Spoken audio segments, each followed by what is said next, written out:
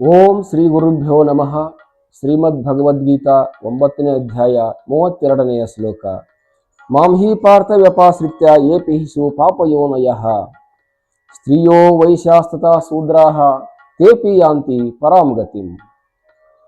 ಹೇ ಪಾರ್ಥ, ಅರ್ಜುನ, ನೋಡು, ಯಾರು ಈ ಸಮಾಜದಲ್ಲಿ ಗುಣಮಟ್ಟದಿಂದ ಹಿಂದುಳಿದವರು, ಜ್ಞಾನದಿಂದ ಹಿಂದುಳಿದವರು, ಮಾನದಿಂದ ಹಿಂದುಳಿದವರು, ಸ್ಥಾನದಿಂದ ಹಿಂದುಳಿದವರು ಅಂತ ಅಂದುಕೊಂಡಿದ್ದಾರೋ ಅವರೆಲ್ಲರೂ ಕೂಡ ನನ್ನನ್ನು ಆಶ್ರಯಿಸಿದರೆ ಮುಕ್ತರಾಗುತ್ತಾರೆ ಅಂತ ಹೇಳ್ತಾ ಇದ್ದಾನೆ ಪರಮಾತ್ಮ. ಯಾರ್ಯಾರು ಅಂತ ನೋಡಿ, ಅವರು ಪಾಪಯೋನಯ ಅಂತ ಕರೆಸಿಕೊಂಡಿದ್ದಾರಂತೆ. ಪಾಪಯೋನಿ ಅಂತಂದರೆ ಕಡಿಮೆಯ ಗುಣಮಟ್ಟದ ಜೀವಿಗಳು ಎಂದು ಕರೆಯಲಾಗಿದೆ. ಪಾಪಾನುಗುಣದಿಂದ ಗಿಡಮರ ಕ್ರಿಮಿಗಳ ರೂಪಾಗಿ ಅನ್ನುವಂಥ ಹಿಂದೆ ಒಂದು ಮಾತುಗಳನ್ನು ಕೇಳ್ತೇವೆ.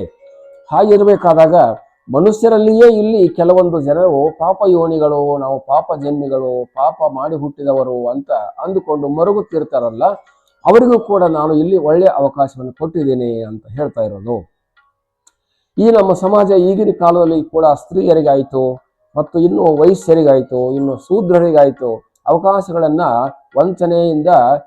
ವಂಚನೆಗೊಳಿಸಿದೆ, ಅವಕಾಶಗಳನ್ನು ಕೊಟ್ಟಿಲ್ಲ.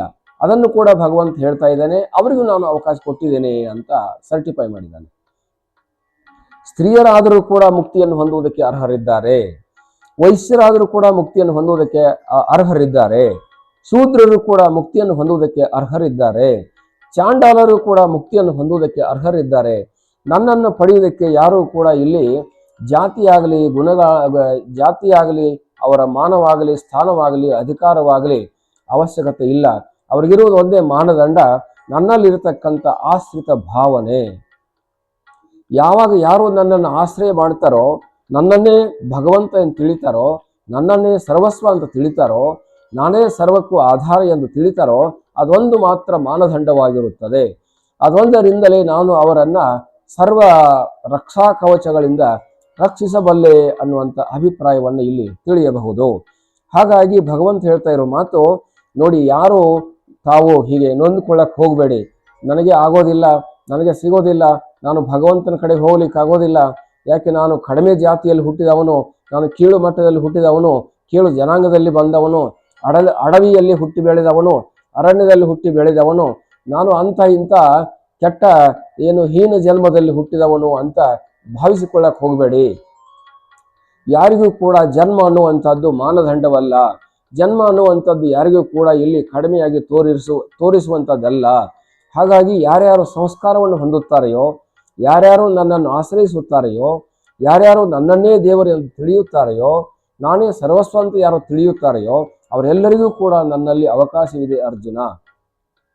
ಹಾಗಾಗಿ ಯಾರೂ ಕೂಡ ಇಲ್ಲಿ ನನಗೆ ಕನಿಷ್ಠ ಆಗಿ ಮತ್ತು ಉತ್ಕೃಷ್ಟರಾಗಿ ಕಾಣುವಂಥ ಅವಶ್ಯಕತೆ ಇಲ್ಲ, ನೋಡುವಂಥ ಅವಶ್ಯಕತೆ ಇಲ್ಲ. ಅವರ ಸ್ತ್ರೀಯರೇ ಆಗಲಿ ಸ್ತ್ರೀಯರಾಗಿದ್ದರೂ ಕೂಡ ಅವರು ನನ್ನನ್ನು ಆಶ್ರಯಿಸಿದರೆ ಅವರಿಗೆ ನಾನು ಉತ್ತಮವಾಗಿರ್ತಕ್ಕಂಥ ಸದ್ಗತಿಯನ್ನು ಕೊಡುತ್ತೇನೆ. ಇನ್ನು ಜನಾಂಗದ ದೃಷ್ಟಿಯಲ್ಲಿ ನೋಡಿದಾಗ ಬ್ರಾಹ್ಮಣ, ಕ್ಷತ್ರಿಯ, ವೈಶ್ಯ, ಶೂದ್ರ ಅಂತಕ್ಕಂಥ ವರ್ಗಗಳನ್ನು ನೋಡಿದಾಗ ಈ ವರ್ಗವು ಇದಕ್ಕೆ ಸಂಬಂಧ ಪಡೋದಿಲ್ಲ. ಅವರಲ್ಲಿ ಆಶ್ರಯವಾಗಿರ್ತಕ್ಕಂಥ ಭಾವನೆಗಳು ಸಂಬಂಧಪಡುತ್ತವೆ. ಯಾರು ನನ್ನನ್ನು ಆಶ್ರಯ ಮಾಡ್ತಾರೋ ಅವರಿಗೆ ಮಾತ್ರ ನಾನು ಇಲ್ಲಿ ಅವಕಾಶವನ್ನು ಕೊಡುತ್ತೇನೆ. ನಾನು ಮೇಲುವರ್ಗದವನು, ನಾನು ಅಧಿಕಾರಿ, ನಾನು ಶ್ರೀಮಂತ, ನಾನು ಹಾಗೂ ಹೀಗೂ ಅಂದುಕೊಂಡು ಯಾರು ಬೀಗುವಂಥ ಅವಶ್ಯಕತೆ ಇಲ್ಲಿ ಇಲ್ಲ. ನನಗೆ ಅವರ ಯಾವ ಜಾತಿ ಮಾನದಂಡಗಳು ಕೂಡ ನನಗೆ ಸಂಬಂಧ ಪಡೋದಿಲ್ಲ, ಅವರ ಶ್ರೀಮಂತಿಕೆ ಸಂಬಂಧ ಪಡೋದಿಲ್ಲ, ಅವರ ಅಧಿಕಾರಗಳು ಸಂಬಂಧ ಪಡೋದಿಲ್ಲ, ಅವರ ವಯಸ್ಸು ಸಂಬಂಧ ಪಡೋದಿಲ್ಲ. ನನ್ನ ಪಡೆಯುವುದಕ್ಕೆ ಆಶ್ರಿತವಾಗಿರ್ತಕ್ಕಂಥ ಭಾವನೆ ಸಂಬಂಧಪಡುತ್ತದೆ. ನನ್ನನ್ನು ಅವರು ಆಶ್ರಯಿಸಿಕೊಂಡಿರಬೇಕು, ನನ್ನನ್ನು ಅವರು ಚಿಂತನೆ ಮಾಡುತ್ತಿರಬೇಕು, ನನ್ನ ಸ್ಮರಣೆಯನ್ನು ಮಾಡುತ್ತಿರಬೇಕು.